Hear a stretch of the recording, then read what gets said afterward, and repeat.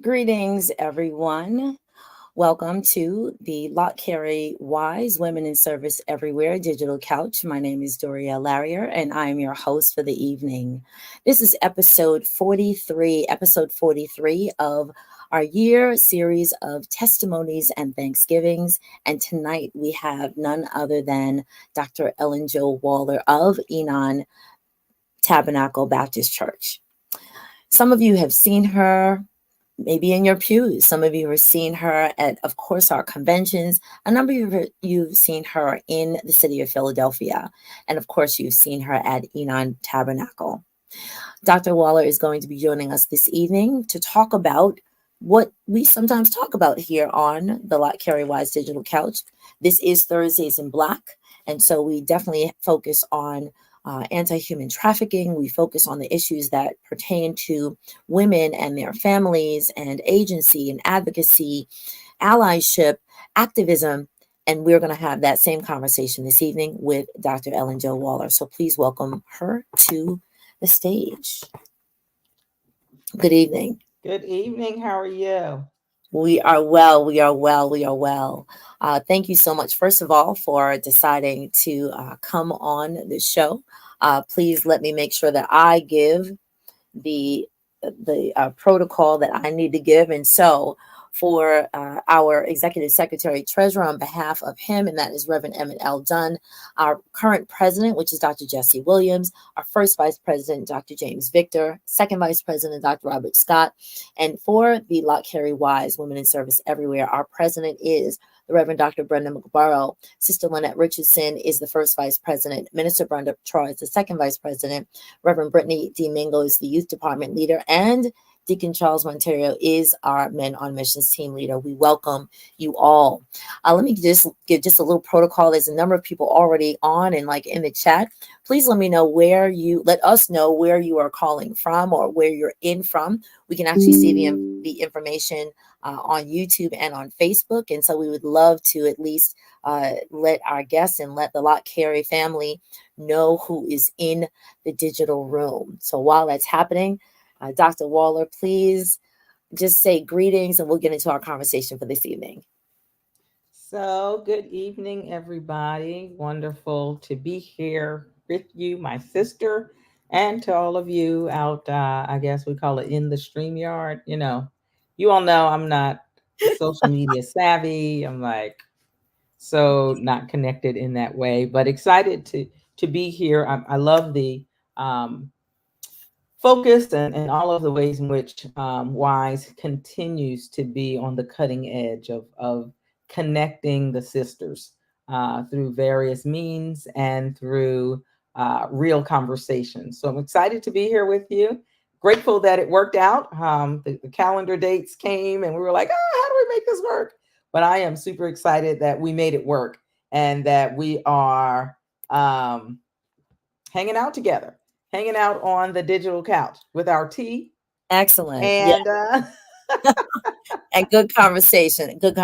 So we, of course, everyone who is in the room, you know that this is also Thursdays in Black. And so this is our one day of the week that we get to focus everyone's attention, whether they be a friend, frenemy, family, whatever, that anti-human trafficking is on the rise in terms of advocacy. And so Dr. Waller and myself, we're dressed in Black. We have our pearls on, and I am going to shout out some of you or the Enon family who is in the room. Thank you so much.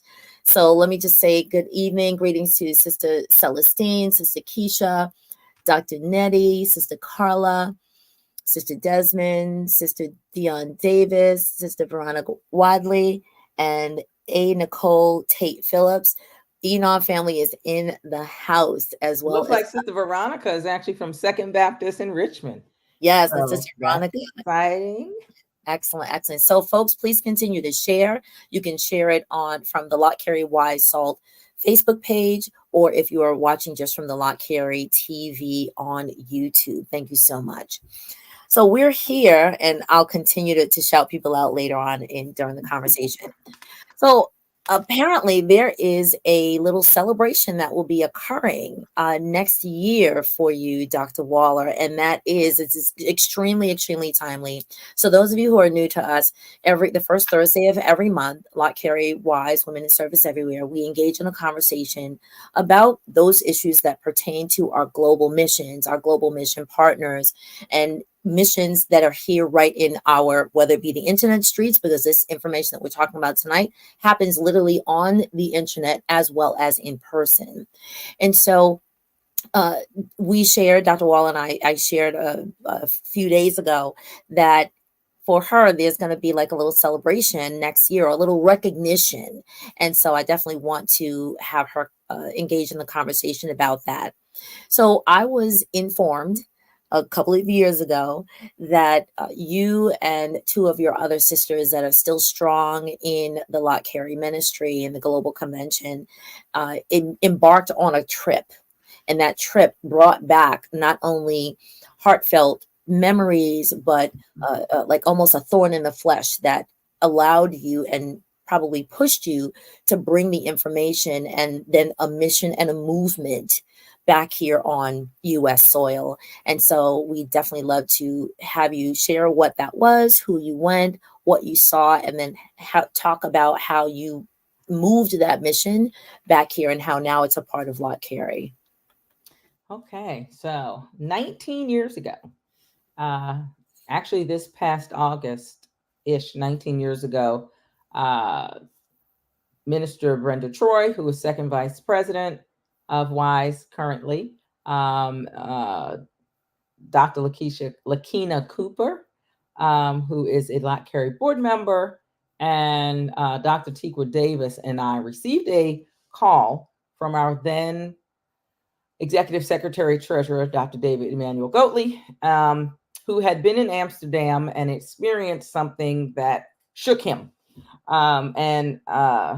For those of you who know Dr. Goatley, he is going to bring it real and bring it to where it needs to be. And so he reached out to the four of us and asked us to do some research. So it actually began with research on the issue of human trafficking.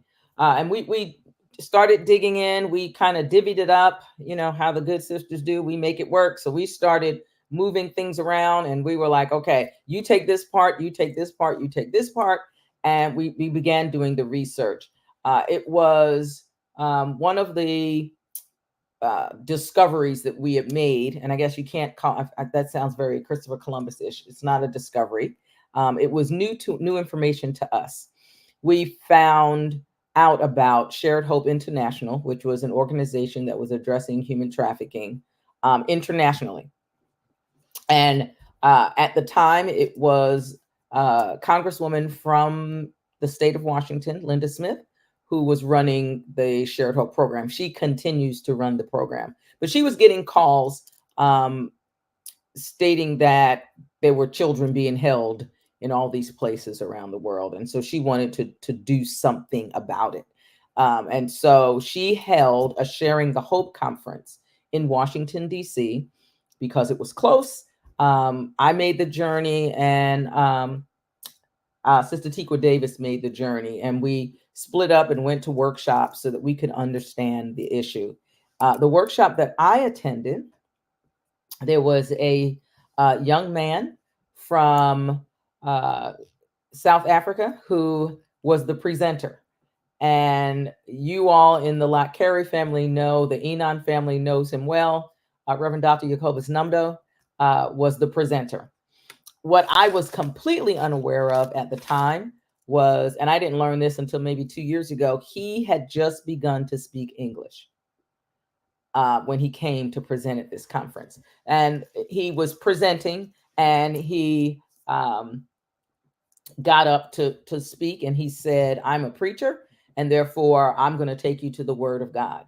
What I don't know then, but I know now, his computer completely crashed on the way over. So he had mapped out, he was a new English speaker, had mapped out his speech in a way that he could give it, and he had kind of created his own little lexicon, so that, or legend, so that he would be effective, utilizing a language he did not grow up speaking, but had just recently learned. And so, those of us who know and believe God know that even when we can't, he can. And so he said his computer died. He had no idea what he was going to say. He was panicked, but he went right to the word. And he opened his Bible. He said to us, I'm a preacher, and therefore the thing I know to do is to go to the word of God. And he opened his Bible and he asked, if you have your Bible with you, please turn with me to Psalm 94, verse 16. I have my Bible, turned to Psalm 94, 16. And as he read these words, I had an experience that was life-changing. In the NIV, it reads, I'm trying to find I want to be accurate in my reading of it. We'll do it from the New King James because that's what I have handy. In the New King James Bible, Psalm 94, 16 reads, we'll be real churchy and say thusly. It says, who will rise up for me against the evildoers? Who will stand up for me against the workers of iniquity? And I have to tell you, my sisters, I turned to that passage as he was reading it. Those words lift up off the page. Now, I was much younger then, 20 years ago. I was just about to be 40. So I'm thinking, hold on, maybe I need glasses. This, something's going wrong. These words are lifting up off the page. But it was that moment that I heard clearly and saw and experienced God's clarion call for me to do something. That who will rise up, I had to say, I will. And so there the journey began. At the end of his presentation, I went to meet him in the hallway and met Sister Erica Namdo, his wife, and said to them, you will see me again. Shared Hope did a trip in January of 2006, and I went along with them. But it was that November 2005 that really set the stage for the beginning of what has become a nearly 20-year journey, and to some degree, what I view as my life's work. Human trafficking is real. It's happening every day. It's happening to all kinds of people. Unfortunately, we Black and brown women are disproportionately represented in those who are victimized. And therefore, it was something I couldn't let go. I think it's the kind of thing that when God opens your eyes to it, you've got to do something about it. One of the things that I like to say when I present around the issue is, I hope I'm disturbing people. And I hope that they can't unsee and unhear what they heard, because every single day there are men, women, boys, and girls being ravaged by this horrific crime against humanity. And so that's where it started. And it has continued to flow until today. So the very cool thing is that God made very clear to me what he wanted me to do. And here I am continuing to do it. And I am incredibly blessed to be able to be used by God in such a amazing way, wanting to be sure that this horrific crime ends and doesn't continue in spaces or anywhere. I want to see it eradicated. I want it gone. I want it destroyed. And it is a scourge on humanity, and we've got to do something about it. Thank you so much for sharing that. So you came, you went, you saw, you were moved, and then you came back home. So you said this occurred approximately just about a little under 20 years ago. So 20 years ago, we're still talking. So that'll be 2000, you said like 2005 or so. And when you brought the work back, what was the reception? Because as we spoke right before we hopped on, the conversation about anti-human trafficking, or excuse me, human trafficking. And I'm not really a movie head, but I happen to have watched the movie Taken with Liam Neeson, which I think is an amazing actor. And when I saw that movie and saw, if anyone knows the movie, and there's like, can I just shout out that there's 371 people just in the YouTube space in and of itself. So shout out everyone from Enon and those are in the Lott Carey space. I see you all. Can't call all your names, but please continue to share this. And even if you don't get to share it live, please make sure you share it on the replay, because this conversation, if it is new to you, then please share it. And, listen, get the tea out, because it's a tight conversation. But if it's familiar to you, please share it with someone else that may not be aware. So when I saw the movie and saw, just how drastically, of course, impactful it is, that it can happen anywhere and everywhere. When you brought this information back, what was the reception to the first sets of people that you brought it back to? What were people like, oh, that's a them issue or an over their issue? Or were they receptive that literally it could occur right in your streets? Now you're based in Philadelphia. Those of you who know me, I'm from Brooklyn. And actually, I know Dr. Ellyn Jo Waller is actually from New York as well. We had that conversation a few years ago. Yes. So, and I was born in Brooklyn. Okay. Do you remember your zip code? Can you shout out your zip code? Okay. All right. Well, I'm gonna look it up. I'm gonna tell you in a minute. So anybody from Brooklyn, like I rep Brooklyn all day, every day, but here we go. So, and even like in my space now, again, I'm Brooklyn and actually born and raised in Flatbush. And so, just like 5 seconds about that, we had a huge influx. Brooklyn is not only the borough of churches, but literally it is the home to just about anyone and everywhere because of its port closest to Ellis Island, etc. And then we have JFK, LaGuardia, if you know, you know. And so literally everybody who apparently, according to statistics, who has ever lived in the United States, most of them came through Ellis Island. So they're still coming through Brooklyn. So we have such a huge conglomerate, and that's a good word, of different types of people. And a lot of us were not necessarily aware that it was happening literally outside our doorstep. But then when this is the work that I learned of through Dr. Angelina Clifton, who sort of was you bequeathed the information to her, and that's how I heard it from her, that it literally, if I really opened my eyes, I could actually see it, but I didn't see it because I wasn't told to see it. And like you said, once you were told, or once you tell people, go down to that corner. Now, if you're from New York, if you're from Brooklyn, Church Avenue, Nostrand Avenue, Atlantic Avenue, like the Junction, downtown. We look amazing because we participate in being consumers of some of the work that is done by folks who have gone through this or going through this tragedy. And so when I started learning the information, of course, I took a gasp, and I'm going to literally and figuratively say clutched my pearls, because I was like, how could we let this happen? So tell us about when you came home and you started sharing the information. What was the reception like? Was it just a local church? How soon did you get elected officials involved? What was that like? What was that process like? So thank you for that. Somebody put in St. Albans, Queens. That's right. St. Albans is 11412. But my Brooklyn zip of origin is 11223. So okay. Shout outs for those. Okay. You mentioned the movie Taken. Yeah. I'll get to that in a minute. You said, what was the reception? You would be surprised that the response and reaction we got when we came back and began presenting was, that's not real. That's not true. Right. That must be something happening somewhere else. There's no way that is what you're talking about even touches us.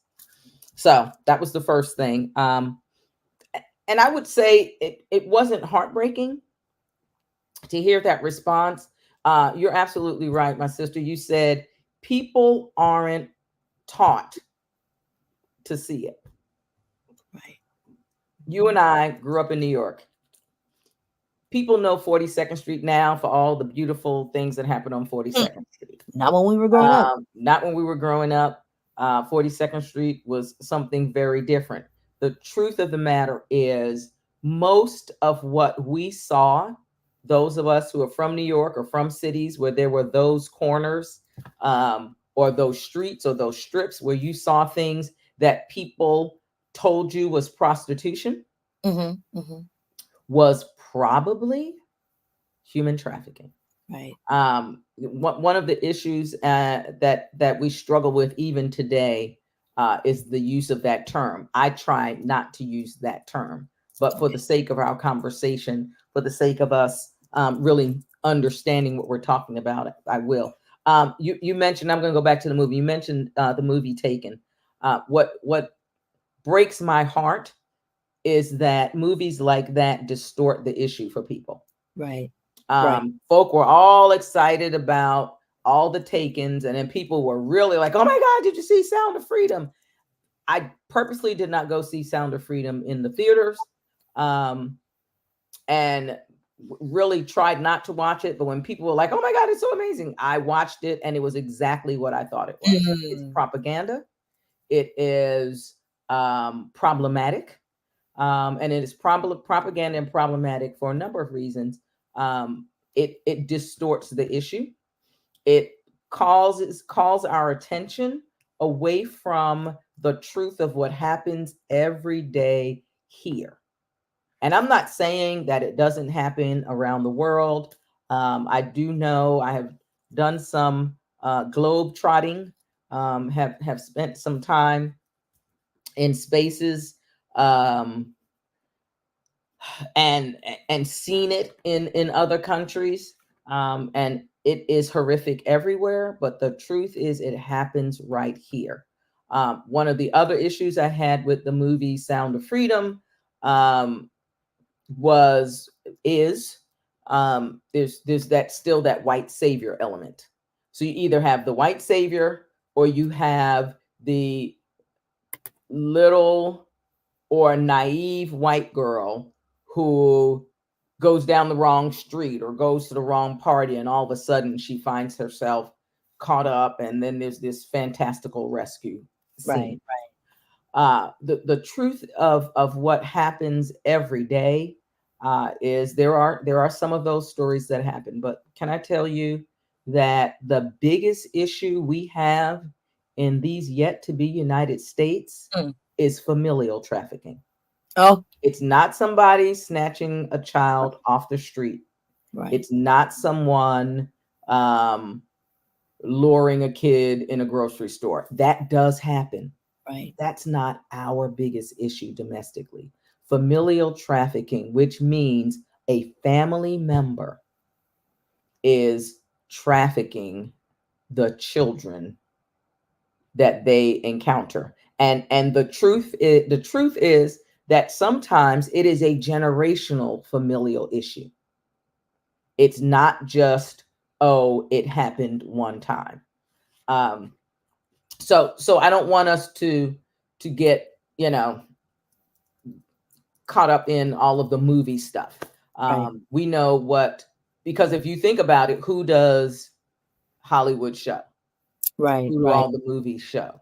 And Right. when it is, we care about Molly and Becca and Susie, but when it's Takandra And Tracy, Tasha and Natasha, we say those fast Black girls. Woo! We say those fast Latina girls. We say if they out there dressing like that, and if they dress like that, nobody, absolutely nobody, has the right, the privilege, nor the green light. I don't care what you have on.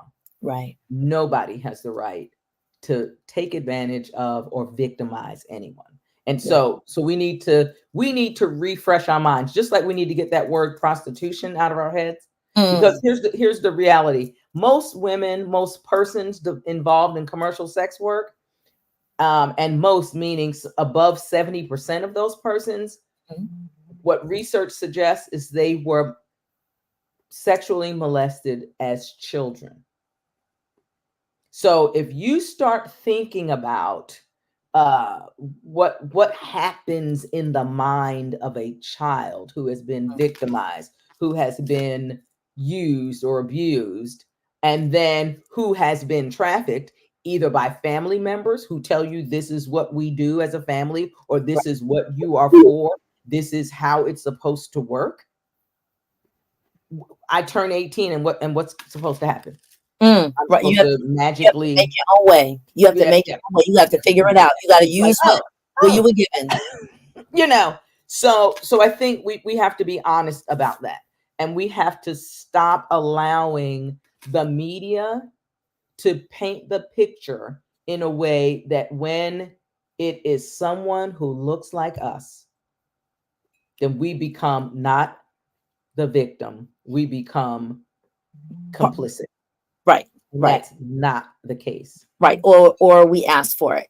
Yes. Right. So, and I'm going to go back to the movie, because, and I totally support your statement about the commercialization distorts who is more important, and then who of being a true victim, and then who is less important, who could have perpetuated or participated, like you said, complicit, to add literally and figuratively the fuel to the fire of, well, look at how she's shaped, or look at how she walking, or how short, how long, how she built. Well, what else are we supposed to think? So, and thank you so much for the people in the chat. Yes, Mama, I see you. I knew he's going to come on.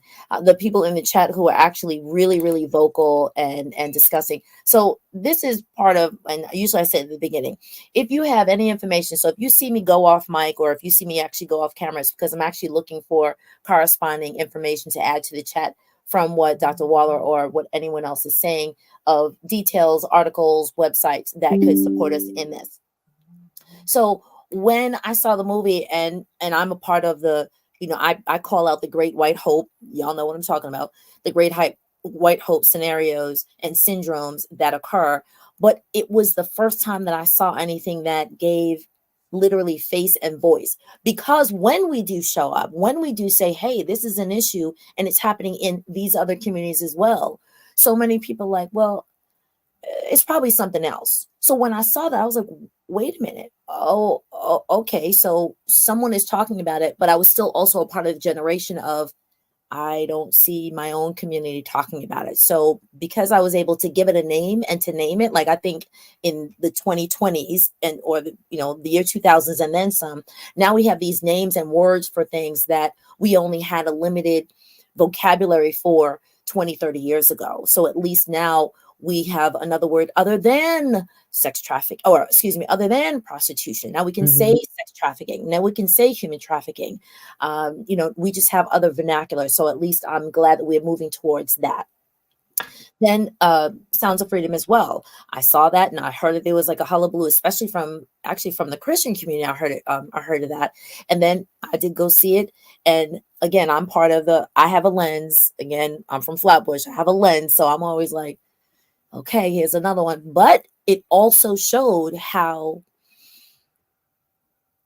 the person who was like, oh, I'm going to go find them, I'm going to go, get them back.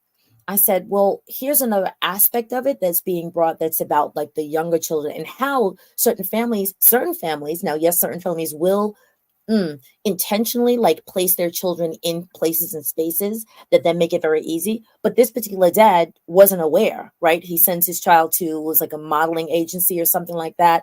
And then the children are just like, they're gone, right? And then this whole, right? So it brought awareness on another level of, like, again, you and I, and probably most of the people here in the chat, when we were growing up, the only thing we knew was don't talk to strangers. Somebody typed that in the chat, because that's what we knew. Don't talk to strangers. There was no other conversation other than that. And so now with the burgeoning of the internet, the burgeoning of social media, a lot of things are so hitting us in the face that we're actually being, someone mentioned it early in the chat, I can't say who it was, but was talking about like the generational trauma and the generational trauma. If we were only taught, don't talk to strangers, children are always only like, okay, don't just talk to strangers. But then you mentioned familial trafficking.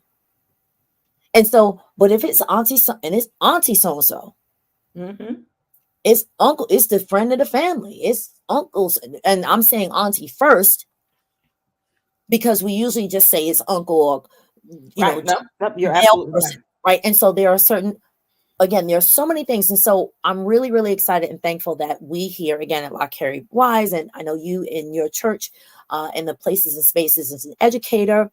Shout out to educators because both you and I are educators. And so we have the opportunity to tactfully and keep our jobs, let me say that, but also show and tell our young people, tell our children, share with parents in a way that we're not trying to be offensive, but we're trying to say, I just want you to be aware. And I know Enon, you know, and the community that you support, you're able to add other layers of vocabulary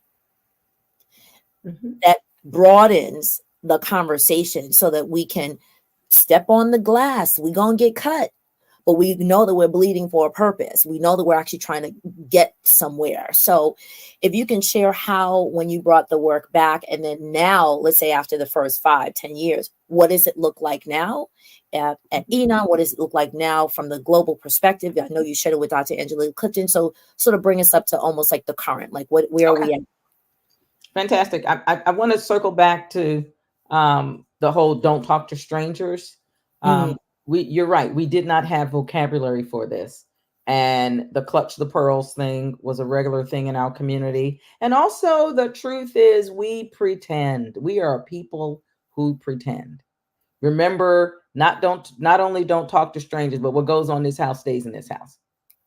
And so we need to be thoughtful about the words that we're sharing and the way that we fail to empower our children. One of the things that I think is important that we remember, if it sounds too good, it probably is.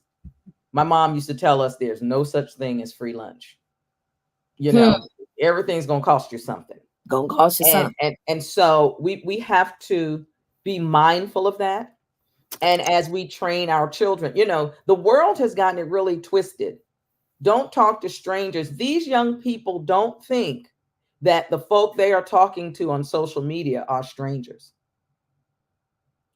I have said to young kids in trainings and awareness activities, and I've said, you know, you got all these friends on Facebook. How many of them do you actually know? And I know Facebook is for old people now, but you got all these friends on TikTok and Snapchat and all that kind of stuff. How many of them do you really know?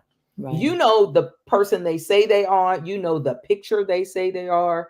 You have no idea who's behind that keyboard. Right. And so we've got to do some things empowering our young people in ways that really make a difference. Where are we now? I guess we'll go with that. So after we did the international trip, and I still tease Dr. Lakenya Cooper about stealing my socks. I think she still got some of my socks. We went to Cape Town in March of 2006 for the first time. And I teased her and continue to tease her because she was like, I'm going to Africa. It's going to be warm. Well, we do know that the weather is the opposite. So we got there in March. And it was cold. It was for real cold.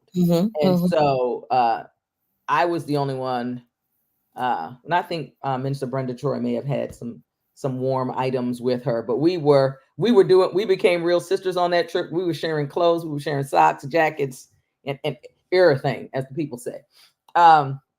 So 2006 was that first trip. We came back, we presented at Lott Carey. I believe we were in Charlotte, North Carolina.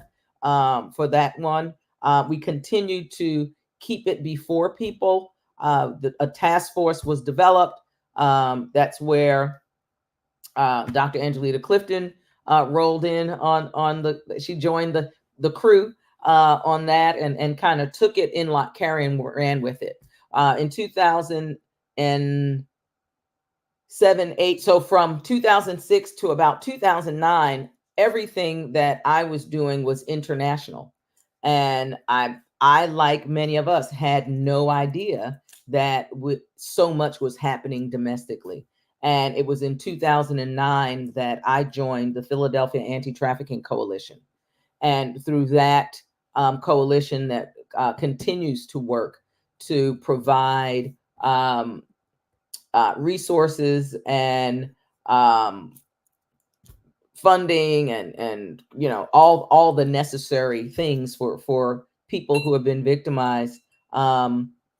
We kept doing work. We were doing presentations, and we were connecting with FBI, and we were reading literature and research studies and all of that stuff around the issue. And it dawned on me in 2011 that while I was out here doing all this other stuff, I hadn't brought it home to my church. And there at the time there was a newer movie. It's called Very Young Girls, and I'm sure it's out there somewhere. It still exists. It is real. It is raw. I just put it in the chat. Okay, and it is about us. And I saw the movie. We had shown it through the coalition in various places, and so I said to my husband, I'm like, I'm feeling compelled to bring it home, to show it at Enon. And I reminded him, I'm like, listen, it's real, it's raw, it's got very explicit language. There's all kinds of scenes. It's a little disturbing. I said, I get it if you think we need to show it in the Family Life Center. And those of you who know my husband, Dr. Alyn Waller, you know that he ain't scared. And you also know that he's going to say what he really thinks. And he looked at me and he said, what we deem important, we do in the sanctuary. And so we're going to show this in the sanctuary. And powerful. I have to tell you, got a group of team folks together, and we prepared for this and had no idea that 3,000 people were going to show up to see this film. And it was from that the She's My Sister ministry of the Enon Tabernacle Baptist Church was born. This ministry partners with the New Day to Stop Trafficking program of the Greater Philadelphia Salvation Army. This ministry partners with Hannah's House in New Jersey. This ministry continues to just get out there and do the work. For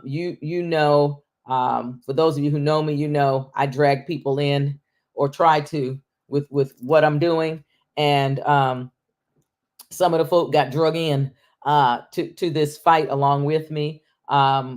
Again, the folks at Enon who said that, yeah, this is a ministry, let's do it. And the reason we call it She's My Sister is because we never want people to lose sight of the fact that persons we encounter are not these people who are somewhere else. They could be your daughter, it could be your sister, right, it could be your cousin. And so we want people to remember that. The other interesting thing that we started doing is we started attending the She's My Sister ministry folks, along with some of the Philadelphia Anti-Trafficking Coalition folks with Salvation Army. We started attending a international conference that was held annually at Green Lake. It's a Christian center in Green Lake, Wisconsin. And one of the things that we were able to do was to get a group to go. And so one of my sister friends, Minister Francina Pendergrass, who actually runs Hannah's House in New Jersey, house where women who have been victimized by human trafficking and domestic violence, they can come and stay there with their children. She started out not necessarily on the road. We're not thinking all the way, all the details necessarily. And she takes folks where they are. And if they've got kids, if that's where they need to be, that's where they are. Another sister friend who actually introduced me the other night, Tuesday night, at an award event, Judge Lori Dumas, who ran Philadelphia's, actually the nation's very first anti-human trafficking court in child protective services. She was a family court judge who partnered with us and with the Greater Philadelphia Salvation Army's New Day to Stop Trafficking program to have a court where young women, young ladies who were caught up in trafficking, sometimes through even the foster care system, like this familial thing is real. And she created Rap Court, and it is restoring adolescents' power. The truth is, we need all of this stuff to happen. We need cities to do like Houston, I believe, did first, and Baltimore and other cities had followed. We need cities to have human trafficking offices in their cities. We need people to be aware. We need to be sure that all of the needs of our brothers and sisters are being met. And I don't want you to just think it's only sex trafficking. Labor trafficking is real as well. And sometimes we've got to remember that we too are complicit. You know, you want to talk about how cool it was that you rolled over to Home Depot, you scooped up some fellas that were waiting there to do your lawn or to build your deck and all that kind of stuff. Did you pay them a fair wage? Right. We get excited about finding the spot where you can go and get your nails or your hair done really cheap. We never pay attention to the fact that sometimes those people never leave that space because they're not there working because they want to. Right. So we have to stop making life about us and really asking God to show us his, with clarity, like his direction. We need to start asking ourselves, who am I impacting by making the choices I'm making? There's a website, I think it's called slaveryfootprint.org.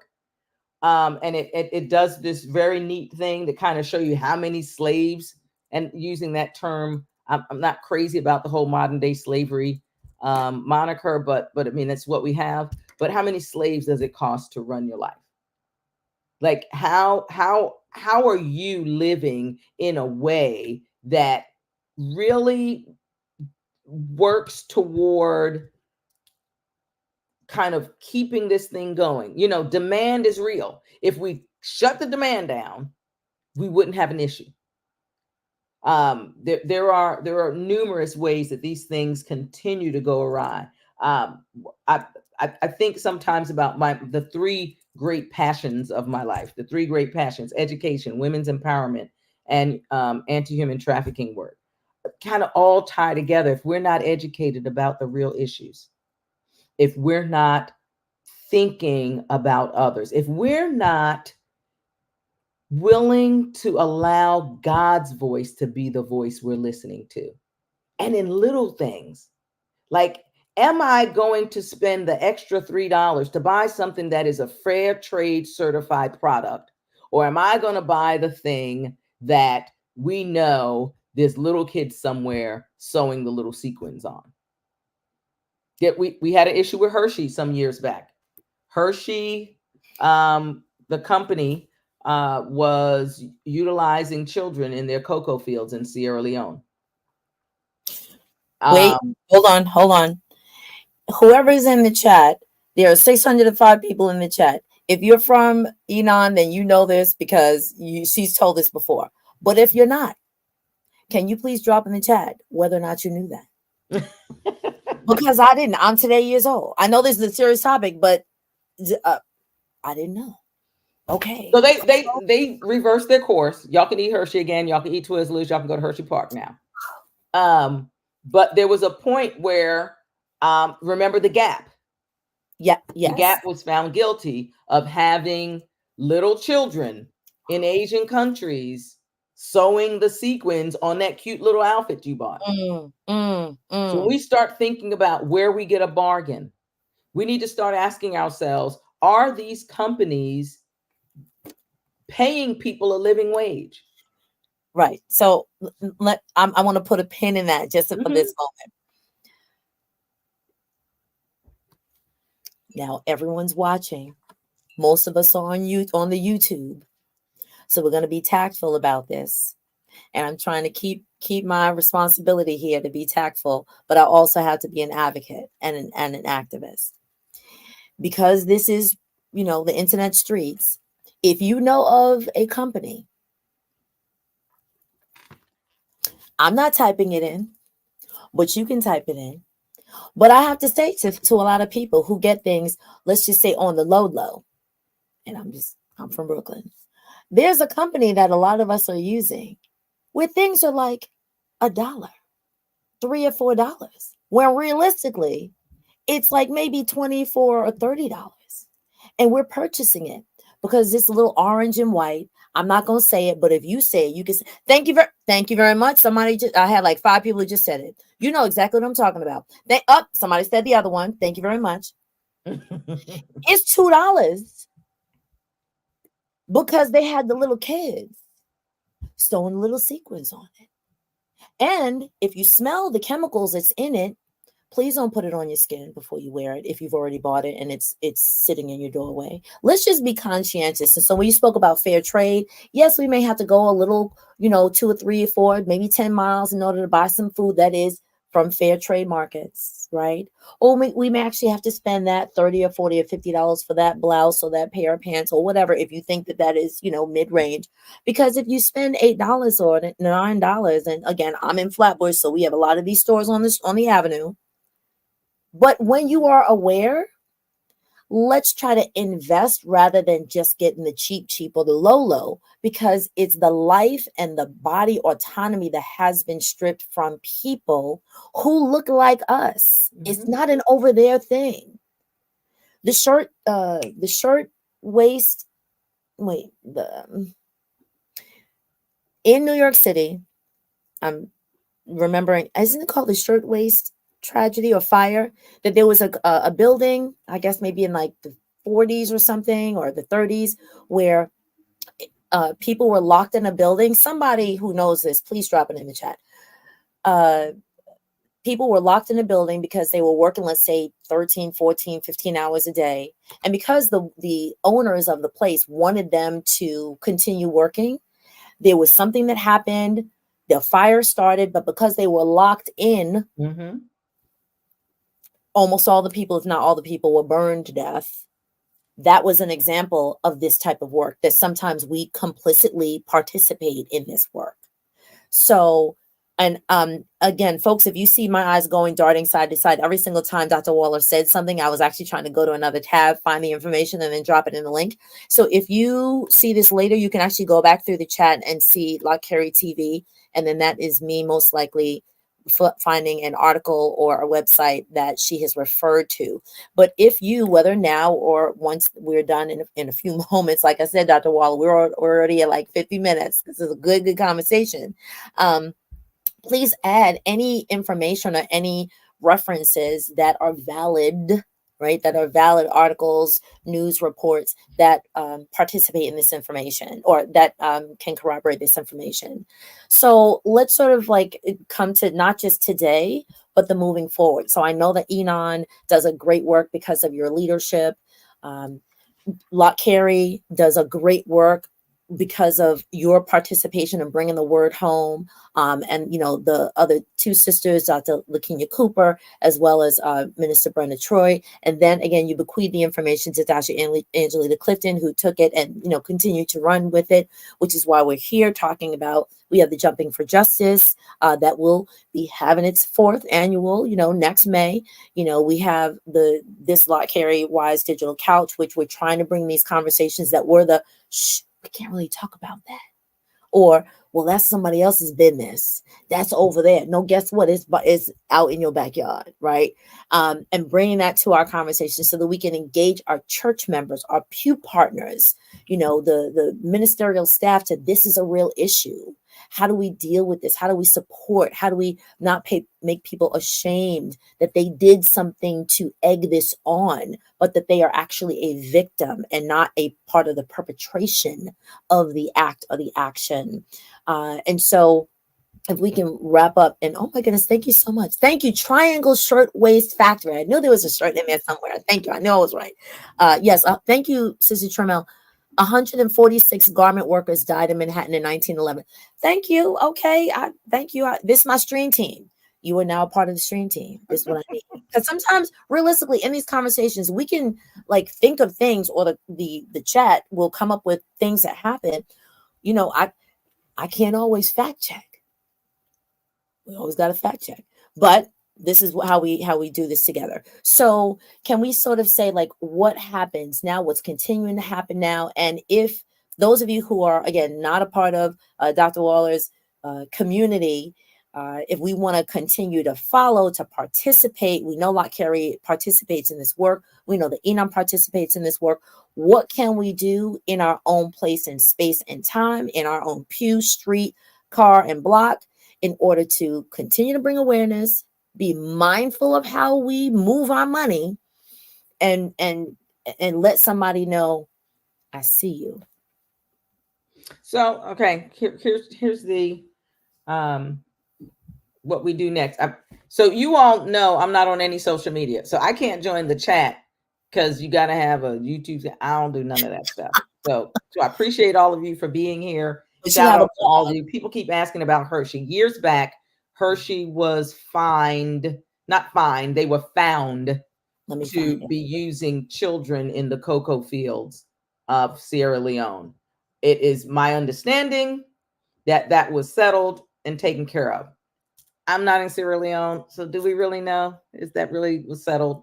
But that was an issue, and the gap.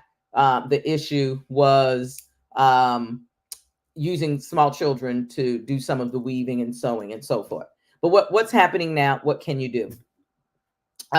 The upcoming thing. So the two things that we do, the She's My Sister Ministry of Enon Tabernacle Baptist Church annually has a conference and a walk run. So this in 2025, our conference will be January 17th through 18th. It'll be at Enon Tabernacle. The 17th, that Friday nights, we have started doing men's only. And the reason we do men's only is because we have to remember how men in this country and the world are socialized. And if we don't let men have men's conversations when they can call themselves to account, where they can hold each other accountable, where they can really have the real conversations, talk about being complicit. Like, what are the things, going to the strip club for your bachelor party or bachelorette party, not cool. And not cool because not everybody who's out there dancing wants to be there. And so we've got to deal with those issues. So we have men's only. That'll be Saturday, January 17th. We'll have Reverend Dr. Jacobus Namdo from Cape Town leading our men's only this year. And then on Saturday, the 18th, we're bringing in a sister from Uganda who is doing some amazing advocacy work around the issue of human trafficking. She's a trained attorney who is going to be bringing the teaching on that day as well. We will also, at that, we collect toiletries that we can give to organizations. We give them to Hannah's House. We give them to New Day, and we also give them to Covenant House. So those are places that receive the benefits. But we're also going to have tabling. And for those of you who are not used to hearing that term, there'll be tables from organizations, vetted organizations that I've worked with around the city who are doing the work to fight the fight. So that's January 17th and 18th of 2025. Also, July, it is usually the second Saturday in July. We have an 8K walk run. It used to be our commemorative walk run that moved us from we run the path from Enon West, the location that Pastor Waller and I came to in 1994, to Enon East, which is our new facility. And so we have, both locations still. And so it's 5 and change miles. So we do an 8K walk run every July. It's usually pretty hot, but we do it first thing in the morning. have a great turnout. So look out for that kind of stuff. But the other thing is, so we do this annual awareness raising. You know, the rest of the world, January is Human Trafficking Prevention Month now. It used to be called Awareness Month. I contend that we need to keep awareness in the title because so many people remain unaware. So we need to be aware so that we can prevent.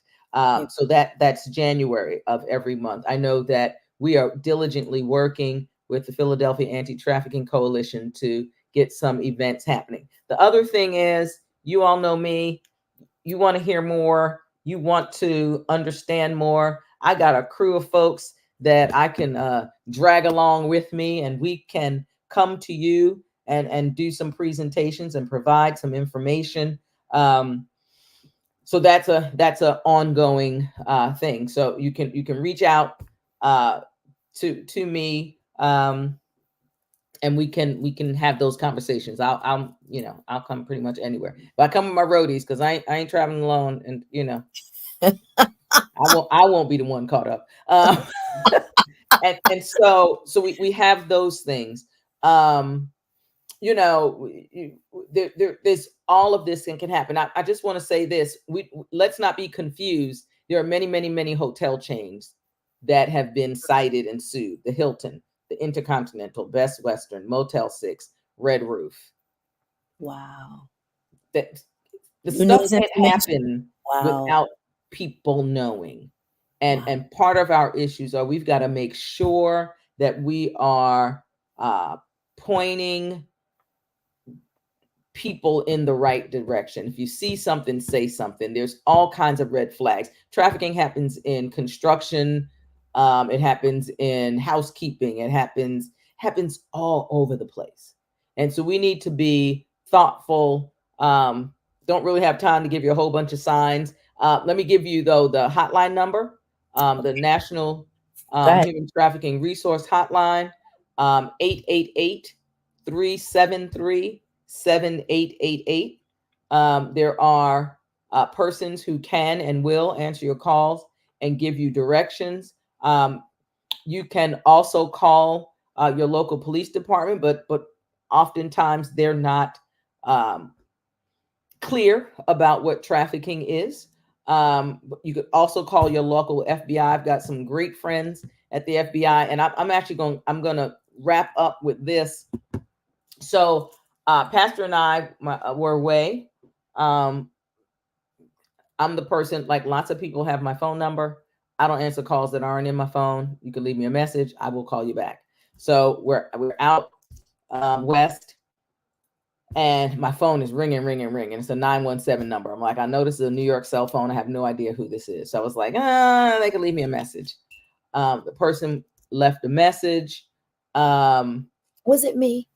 No, it wasn't, but it was a pastor from Brooklyn who happened to be in Savannah, Georgia, and encountered a trafficking issue.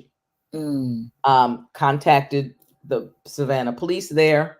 As God would have it, one of the police officers was actually a minister. They called the trafficking hotline number. One of the things that the hotline is going to ask you for a location and all that kind of stuff. And oftentimes, you're not able to pinpoint exactly, but it's important to call anyway, because you don't have to be right. They will figure it out. So they happen to be right, but the person's kind of got away. This pastor stayed vigilant, heard that I was involved in the work. The persons were trying to come to Philadelphia. He called another pastor, who then called another pastor who was able to get who had my number, and made the call. And we kind of got things rolling. I was able to call a friend, colleague at FBI here. She and I had a conversation, determined that the issue was credible, connected her to the police officer in Savannah, and within about 18 hours or so, the children were restored. And so it really is about paying attention. If you see something that seems off, trust your gut. If it looks wrong, something might be wrong. And so don't do that whole, I don't mind my business. You could save someone's life by just checking. So check with people that you know what steps to take. Again, everybody keep that hotline number in your phone. You could always make a call. Be prepared to have location and as much information as possible. I tell people this all the time. Don't jump out there and try to be a hero and do something crazy. Let the people who know how to do it, do it. But there are ways that we can together fight this fight. Amen. And it does not have to be something that we pretend doesn't happen. And I always say this when I have presented around the issue. If something said during this time triggered something for you, I encourage you to speak with a counselor. I encourage you to speak with your pastor or someone in your faith circle that might be able to help you, because the truth is, this is real. It's raw. It's happening every day, and we can't take lightly that people even listening haven't had history. And I don't ever want it to be that we rev something up or bring something up that doesn't get addressed. And so, all right, y'all know I'm mad. Somebody, an Enon member, reached out to She's My Sister, didn't get any information. I will tell you this right now. She's My Sister is re-meeting. We are kicking back up on Saturday, the 19th. So look out for information for that. And we're going to really begin to get back in. Our ministry has a 3-pronged focus: advocacy, awareness, and outreach. And we will continue to do that. We've got some great partnerships. And we're excited about what Lott Carey is doing. I will share this with you all. Lott Carey will be in Philadelphia next August. And so we will be purposeful about doing some things around the issue of human trafficking in the city of Philadelphia.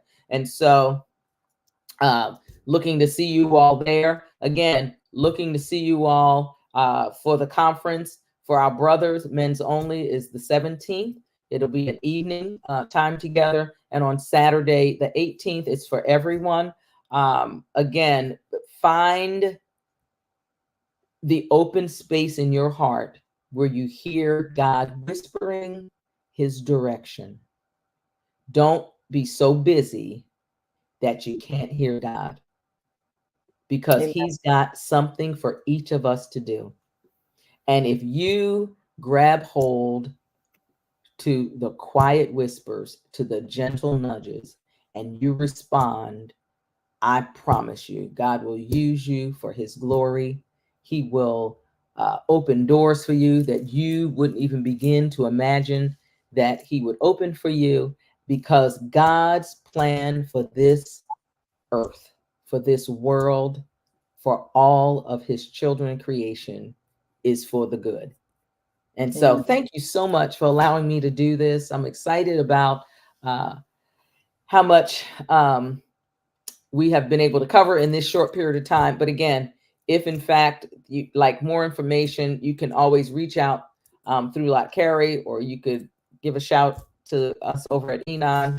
Always willing to share what God has given, and grateful again to my sisters who started the journey with me, Minister Brenda Troy, Dr. Lakina Cooper, Dr. Tikwa Davis, and then we jumped on in under some great leadership of WISE back in the day, and many who have gone on to see the Lord and receive their reward. But the wonderful gift of Dr. Angelita Clifton, who took the mantle, ran with it, and has taken it to new heights. And so we praise God for Lott Carey. We praise God for, again, for me, my husband and pastor, he didn't have to let us do this. he could have been like, okay, that's nice. Y'all ain't doing all this madness. But grateful to him for his openness to allowing us to do the crazy stuff, to trust God enough. Our ministry has been out on the streets. We used to do 9 to midnight in the Kensington section of the city. We've done all manner of outreach kinds of things. And you know, he didn't have to let that happen. So shout out to the Reverend Dr. Alyn Waller for his willingness to let us do the work. Amen. Amen. Thank you so much. Literally, we've been here for an hour 5. There are still 540 people. Shout out to all the people from Lott Carey WISE, from Enon. I'm so blessed, and y'all know my Enon crew. Love you guys. Listen, appreciate you. but God. And if I'm not mistaken, Dr. Waller just shared this at like 6:40, 6:45, maybe 6:50. So I'm very excited about the response. So we meet, as pastors would say, if they have like a Friday evening or a Saturday night event, we are here the first Thursday of every month at 7 p.m. having these conversations that are the, shh, we can't talk about that, or that's over there. No, guess what? It's in your backyard. It's across the street. It's across the road. It may be at the corner of your house. So these are the conversations that we want to talk about, bring awareness to. Again, this is Thursdays in Black. So please join us on the multiple opportunities that we have to bring awareness, encourage activism and advocacy for the things that hurt and harm our hearts, our head, our hands, and the work that we're trying to do. So yes, we're trying to come alongside not just people across the road, but really people across the street. And you are across the street. We are across the street. So we're going to help our brothers. We're going to help our sisters. The only thing I wasn't able to put in the chat because I couldn't find it is the 2025. So Enon, even though we're logging off, please find that link for the 2025 information. Drop it right back here in YouTube so that it's much easier for everybody actually to share the information. Those people who are going to be there, you know, let us know. We can travel. You know, I'm just in New York. I could travel. So we're looking forward to seeing all the great work and to continuing this conversation. And we will see you here next month. Again, first Thursday of every month, 7 p.m. And if there's also other comments that you'd like to leave or questions, drop them in the chat and we can actually have somebody respond to them. So peace and blessings. My name's Doria Larrier, the host of the Lott Carey Women in Service Everywhere digital couch. We've had Dr. Ellyn Jo Waller, who has been our guest tonight. Thank you so much. And Dr. Waller, hold tight. I will shout everyone out in a moment and we'll see you next month. All right. Peace and blessings.